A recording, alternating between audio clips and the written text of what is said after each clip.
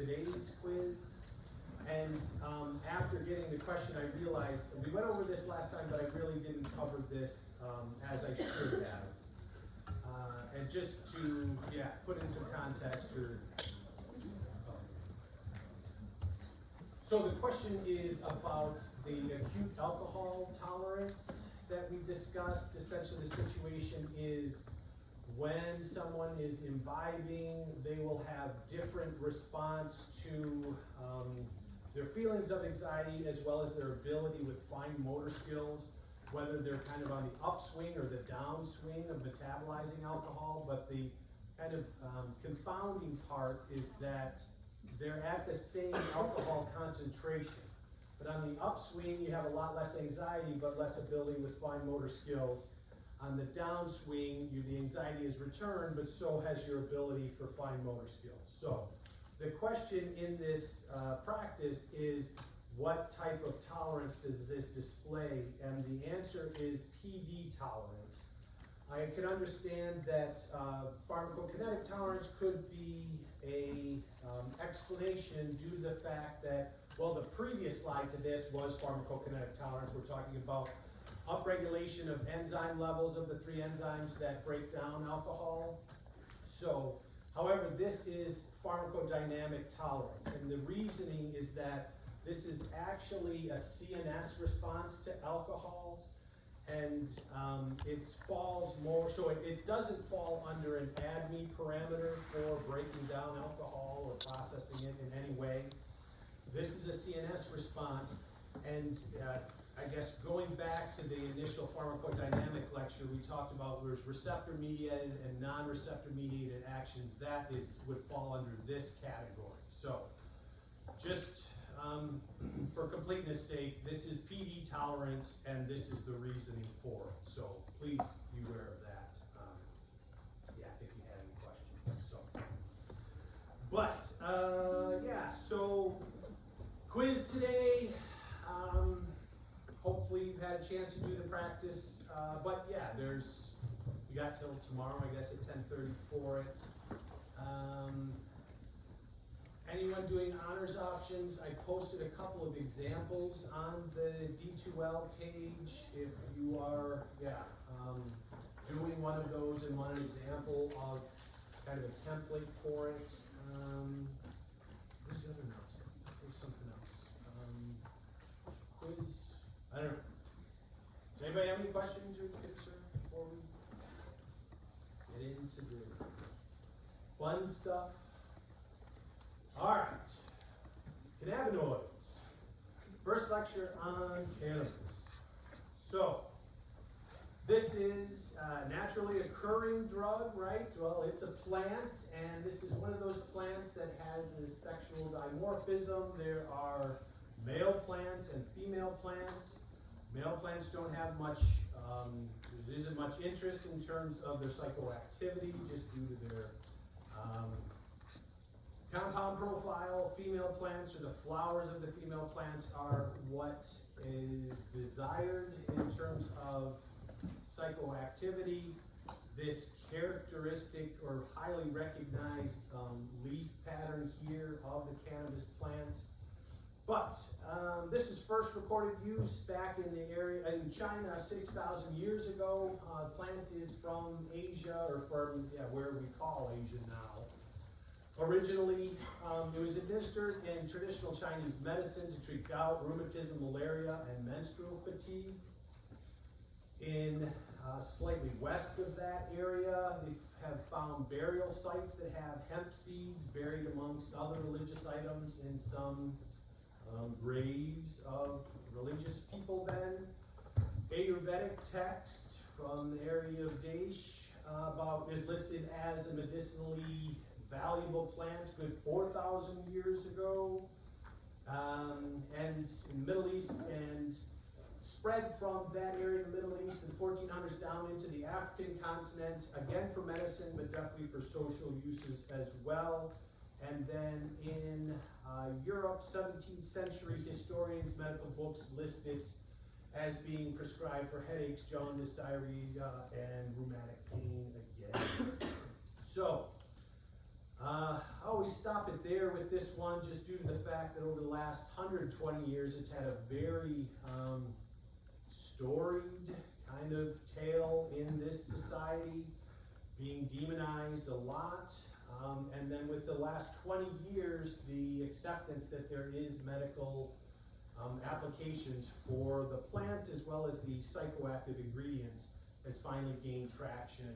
And yeah, now as anyone who's driven around this city can see, there's billboards all over the place advertising dispensaries and whatnot. So yeah, it's kind of a hot time for this drug in terms of research and just societal use. But to expand on this, this is one of those drugs that, the only other one we'll cover like this are the opiates, but the name of the drug comes from pharmacology, because when they were experimenting with this, they named these receptors after these compounds. They're isolated from cannabis. The receptor family is the cannabinoid receptors. They're known as CB1 and CB2. We produce endogenous cannabinoid molecules in our body, and then the exogenous cannabinoids that we take on are what this lecture and the next one is all about. But CB1 receptors are primarily in the central nervous system, brain, spinal cord. CB2 are primarily peripheral, okay? So big distinction between those two in terms of where they're expressed. These are GPCRs, so G protein coupled receptors. Again, CB1 is primarily CNS and are expressed on neurons. CB2 are primarily on peripheral cells of immune lineage mostly, and we'll get into that in a bit. For our purposes, those that are expressed on immune cells are the ones we'll really cover. So figures here, this isn't so much important. The stuff that will be important for this will be on later slides. This is just an example of what they do, and this is just a cool picture, so don't worry about this one coming back. But yeah, so again, cannabinoid receptors are G protein coupled receptors. As shown here, here's CB1 and CB2. Being GPCRs, they couple to G-alpha proteins. They both couple to G-alpha I. As this figure shows, it's IO. That's a nuance. If you're into studying GPCRs, that makes a big deal. But for our purposes, just remember it's coupled to G-alpha I. So as we should automatically recognize, that means it shuts down adenylate cyclase production of cyclic AMP. To broaden our understanding of this receptor just a little bit, this also means once CB1 is activated by some cannabinoid agonist, it'll actually shut down calcium channels and turn on potassium channels, okay?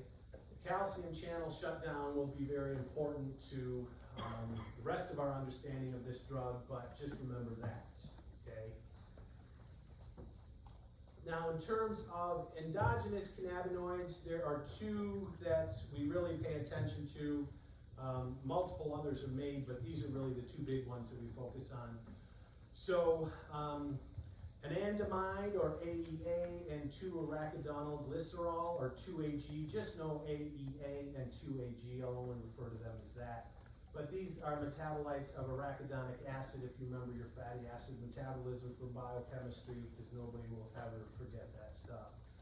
These are the two molecules that are made from that base compound.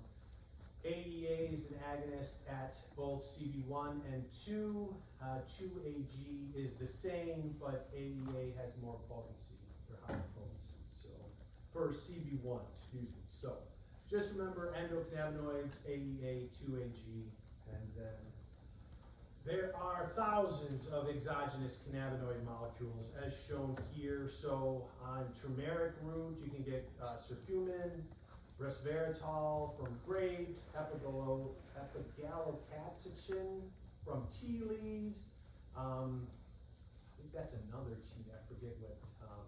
Pristinamyrin's from guanisine from black pepper, and then chlorethrine from blueberries. So all kinds of different exogenous cannabinoids, and this slide is just background what and what not. It won't come up on the exam. Some of this stuff is going to repeat later, but this again is just background. trying to impress on everybody that there are lots of different compounds in nature that can activate these pathways.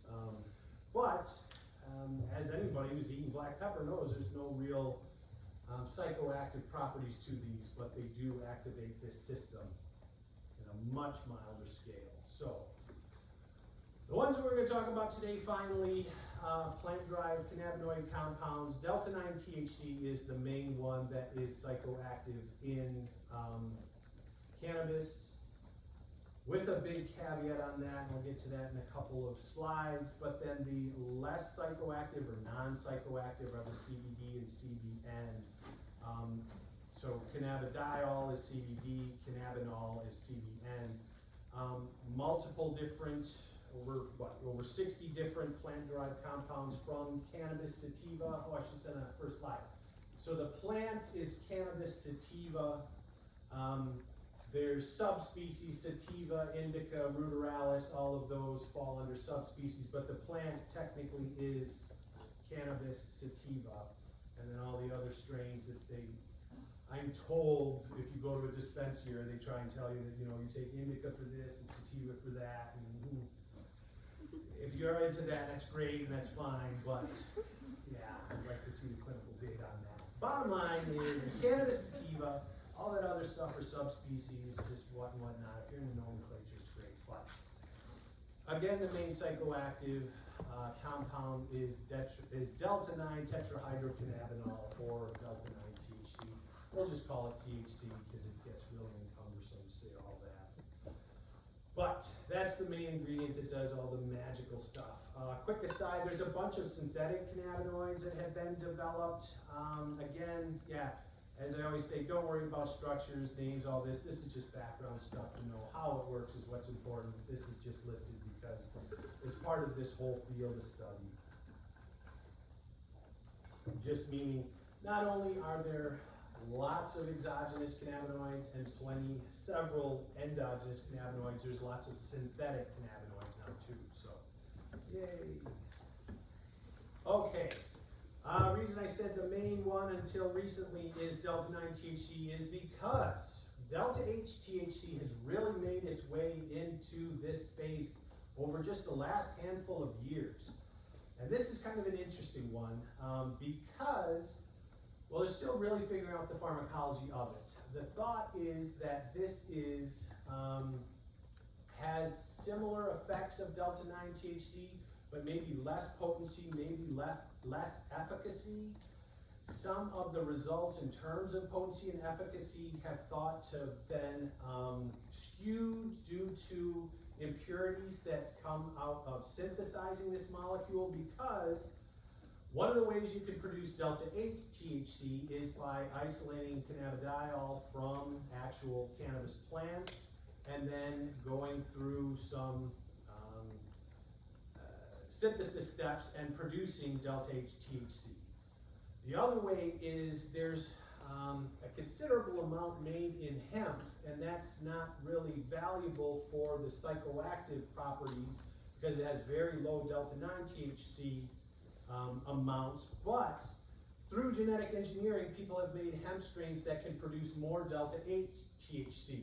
So that can now, and with purification methods being matured over the last handful of years, you can isolate it a lot more efficiently than you ever could before. So whether you're creating delta-8 THC in the lab or you're isolating it from some plant source, the bottom line is 10, 15, definitely 20 years and that ago, you couldn't really isolate much of this compound. It really wasn't thought to be anything of any value, nobody paid any attention to it. But then with all of the restrictions around cannabis sativa, or most of the code is written around delta-9 THC. Delta-8 wasn't thought to be anything, so people started producing a lot of it. Since there was no regulation, it hit the market and spread because it wasn't under the purview of the FDA. However, as this chart shows, there are a number of states who have outlawed this drug now, and this is kind of a hot topic in a lot of state legislative houses, trying to prevent people from taking this drug. But as you can see, there's a lot of products that already contain this, and apparently in Michigan, it's banned outside of cannabis channels, so you can get it at dispensaries, I hear.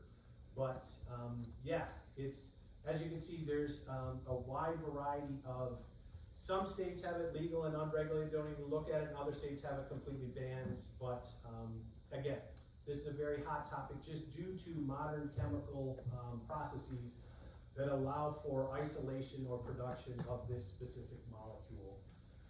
All of that said, that's more background. We're really gonna focus on THC and Delta-9 and that. I won't go into this anymore, just wanted to make this more current lecture. So, back to what we need to talk about. Again, so we got CB1 and we got CB2. These are our two receptors that are important. CB1 is primarily in the CNS, and we show all these blue circles show where that specific receptor can be expressed. The orangish, brownish circles are where CB2 are expressed, so mainly periphery. And then we have our ligands for these receptors, AEA and 2AG are endogenous compounds, and then THC here. The size of the arrow should indicate the potency of this molecule. So again, we're really focused mainly on CB1. AEA has a higher potency than 2AG, and THC has the highest of them all. This sticks to the receptor best of everything. Now, as this figure shows, one unique thing about cannabinoid receptors and signaling are these are presynaptic receptors. And the way that they usually work, so just thinking about normally functioning cannabinoid system in our body, neurotransmitter will be released from a presynaptic neuron, bind to its receptor on the postsynaptic neuron, and activate the postsynaptic downstream neuron. Old hat. But then what happens is the postsynaptic neuron synthesizes the endogenous cannabinoid molecules.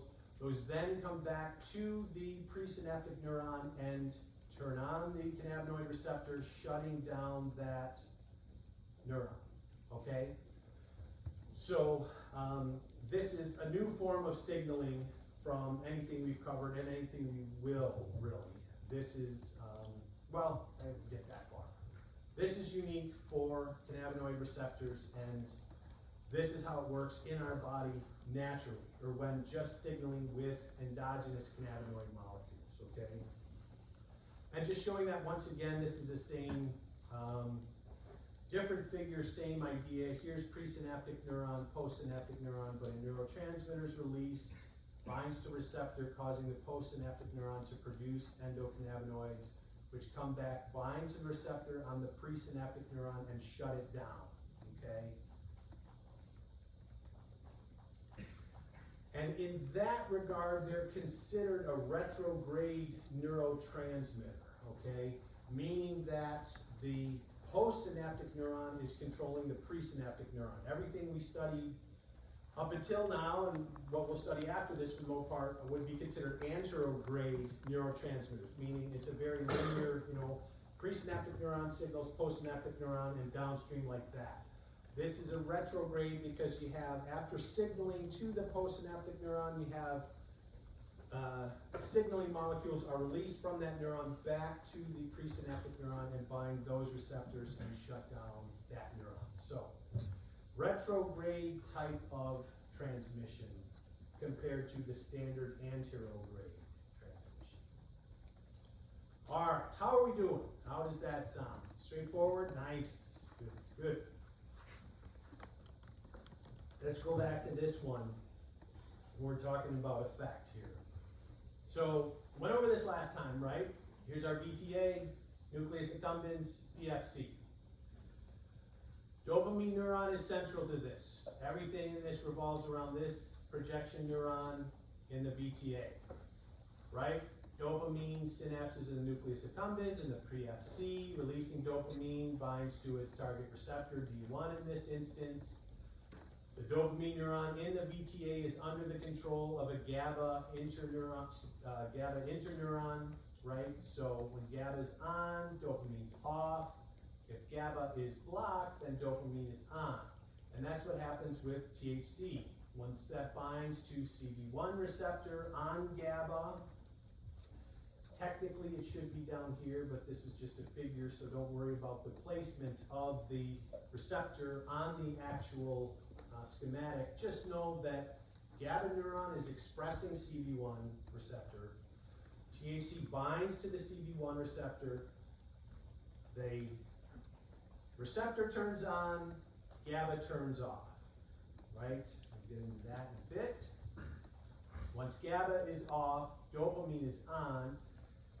This releases dopamine in the nucleus accumbens and the PFC, and then the next layer of complexity here is in the PFC we have a glutamate neuron that then synapses back onto the dopamine neuron in the VTA. Glutamate is our activating neurotransmitter, so it's going to further activate dopamine. Now we have a true circuit here, and this really is the basis for addiction. Once we've turned on here, and then we've further promoted activity through this glutamatergic, increase of glutamatergic tone here, dopamine is on and on. But this circuit then is on. Obviously, can't stay on forever. There's synaptic fatigue. There's other control mechanisms, but this really forms the basis of addiction. Having this circuit that's able to keep itself on, and this happens following psychoactive drug consumption, this really is the basis of addiction here. So, important stuff. All right. In terms of PK of this drug, structure, again, we don't need to worry about computer-generated image of the best guitar, but of the best guitarist ever, and then my favorite stand-up comedian. But in terms of consuming this, it is primarily smoked, or at least historically was smoked. There is oral consumption of it that's also been done since the beginning of time, but nowadays with it becoming more accepted in society and definitely legalized here as well as globally, a lot more people are moving to oral consumption of this drug. But as you can see, and as you would assume by now, if you, I don't know anyone that injects this stuff, but an IV administration or smoking it, you have an immediate, we're plotting subjective high versus time after administration. But you could see the same thing with our plasma concentration before too. By smoking or injecting it, it's going to have an immediate absorption through the epithelia in the lungs, or if it's mainline, it's going to be immediately high concentration. But immediately up and then tapering off. With oral administration, we have this long latency period, right? And then long duration of action. But you can see the doses there, and those are not really important, but just the general pattern here hopefully will be understood. You have a longer time of inebriation with oral consumption of this versus smoking cannabis. All right. In terms of metabolism of the drug, this is an interesting one. So we have 2 steps of first pass metabolism and 1 step of second pass metabolism. So 3 individual steps that break it down into the final metabolite that we just shed out, usually through the kidneys. But THC is converted into hydroxy-THC by CYP2C9. So remember, 2C9 THC. Because then the same enzyme will do the second step of another first pass, where we go from hydroxy-THC to THC carboxylic acid. Okay? From there, glucuronol transferase adds glucuronide molecules to it, and that's what gets that's completely inactive then. So, 2 first pass steps, both performed by 2C9, 1 second pass step performed by glucuronol transferase before it's completely inactive and flushed out. Now, looking at concentration of the drug and metabolites after consumption, and this is after smoking, so we have this initial boost of the actual delta-9 THC, but as you can see here, there's a very small window that this original compound stays active on. The hydroxy-THC, as you can see, barely forms a blip. So if you can imagine, this really cruises through here. You don't have much of this in circulation due to the fact that it will be converted again to THC carboxylic acid, and that's the form that stays in circulation. And that's the form that's, yeah, if you're ever subjected to a drug test, this is actually what they're looking for. They don't look for delta-9 THC, they look for THC carboxylic acid.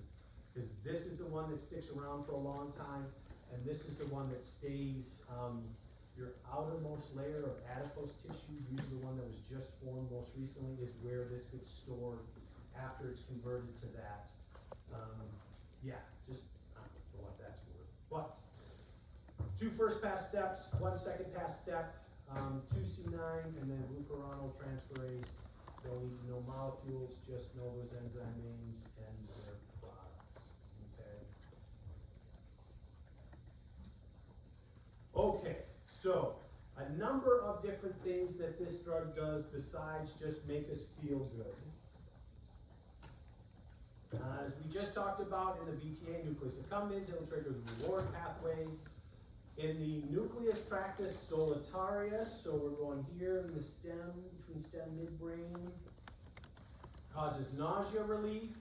In the hypothalamus, it produces appetite stimulation, and in periaqueductal gray, pain pathway. So here's our gray, VTA, and yeah, MTS. So let's walk through those. Okay. So to go over this again, here's our dopamine central to this, right? Under the control of GABA. THC binds to CB1 receptor, shutting off GABA. GABA is off, CB1, due to CB1 being on. Probably label that active, but whatever. It's on, and GABA is off, so that dopamine is on. Dopamine is released in the nucleus accumbens and the PFC, binding to D1 receptor. It will turn on this glutamate neuron, and then glutamate gets released back onto the dopamine neuron to form this circuit, and we are off to the races, okay? So there's THC in the reward pathway. Now, the reason that this is used with chemotherapy patients, kind of a busy slide, but just, yeah, all you need to know are the basic parts here. So, this diagram right here, and this diagram right here are the same thing. What they're showing are columnar cells, or these enterochromaffin cells. So cells that line the gut, and they release mucus and other things for digestion and absorption of good stuff. But here's the lumen of the gut, here's the lumen here. So if you're undergoing chemotherapy, some of the most harshest agents that are used for that are specifically designed to attack dividing cells, right? These columnar cells are always dividing. So since they're always actively dividing, they're one of the primary targets for chemotherapeutic agents, a lot of which we take orally. So if you eat something, it goes into your gut and it starts to destroy those cells. Nerves, the nerves that innervate these areas of our gut, will send a message into the fourth ventricle of the brain here. So this area here, this box here, is highlighted right here. You see an outline of the vomiting center, which is a really creative name. Within the vomiting center, we have the nucleus tractus solitarius, or the NTS. And within there, we have this little CTZ, our chemoreceptor trigger zone. So, bad stuff happening in the gut, nerves send it up to the brain, right up to there, and it says, this is bad, we need to get rid of this, and right? You get nauseous, and you vomit, because the body's trying to protect itself from whatever's in there. This final step, or that final communication, is done by glutamate, with THC on board, signaling through CB1 receptor. It shuts the glutamate neuron down, so it doesn't trigger this whole cascade of events that causes vomiting to happen or triggers nausea. So THC is able to suppress nausea by binding to CB1 receptor on a glutamate neuron in the NTS and stops the whole process of nausea and vomiting, okay? How does that sound? Good. Then, as far as feeding behavior goes, in a state of sated being, maybe, let's say you've just eaten, right? The arcuate nucleus will inhibit feeding signals that are generated in the lateral hypothalamic area and that get released out into the VTA, okay? So here's where we're at. I'm not so worried that you know where in the brain this is happening, but do know arcuate nucleus inhibits feeding behavior that is sent from the lateral hypothalamic area, okay? So that's in a sated state. You've just eaten, you don't need to eat anymore. This signaling to feed is inhibited. Now, let's throw THC on board. Binding to CB1 again, it will inhibit this relay between the arcuate nucleus and the lateral hypothalamic area. Since the inhibitor is being inhibited, the lateral hypothalamic area is able to produce orexin that gets released in the VTA, and it tells the brain it's time to eat. This is why, again, I'm told by people that once you consume cannabis, you get the munchies or you like to eat, all right? But this is a big reason why this drug is used in cancer treatment, because it'll deal with nausea, as well as a lot of people don't like to eat when they're going through that treatment, and this will actually stimulate them to eat. So it covers a couple of the worst side effects of chemotherapy drugs. One last time though, arcuate nucleus is inhibiting the production of the feeding neuropeptide orexin. Once THC binds to CB1, it prevents that relay, so it allows for production of orexin from the lateral hypothalamic area that gets dumped into the VTA and tells the brain to start, tells the body to start eating. So, and then, okay, these last two, yeah, hopefully this is straightforward. Here's a brain, right? Here's a spinal column. Here's a peripheral sensory nerve, okay? Here's a peripheral sensory nerve, that's this right here. Okay, so this nerve right here is this nerve right here. Here's our spinal cord. Here's our spinal cord, cross section, right? Then, here is an ascending neuron here. This blue jobber right here is this little red jobber right there, okay? Hopefully everybody's oriented. When we sense pain in the periphery, it gets signaled from a peripheral sensory nerve, and then it comes up here, and then it goes up here, and the message goes all the way up into our brain that we're experiencing pain, right? So, CB1 receptors on both the sensory neuron and this ascending neuron here, as shown in this mechanism, so this figure is what's happening right at this synapse right here, okay? CB1 receptor bound by THC shuts down calcium channel, prevents transmission of neurotransmitter, so it stops the transmission of pain. But remember, it does it at two places here, okay? CB1 on peripheral nerves, CB2 on this second order nerve, it's technically called, or excuse me, CB1 on both. CB1 on the second order, CB1 on the peripheral nerve. Shut down the neurons that are going to signal pain to the brain, all right? So that's how this is used as an analgesic. And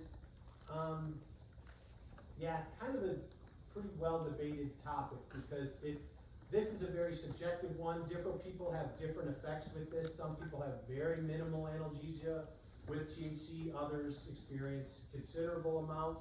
But regardless of what camp you're in there, that's where it works. At both the peripheral and then this ascending neuron have CB1 receptors When bound by THC, it blocks pain communication from the periphery to the brain. Okay? Then lastly, CB2. This is the only time we're going to talk about CB2, but this works in inflammation pathways. So similar figure, here's brain, here's spinal cord.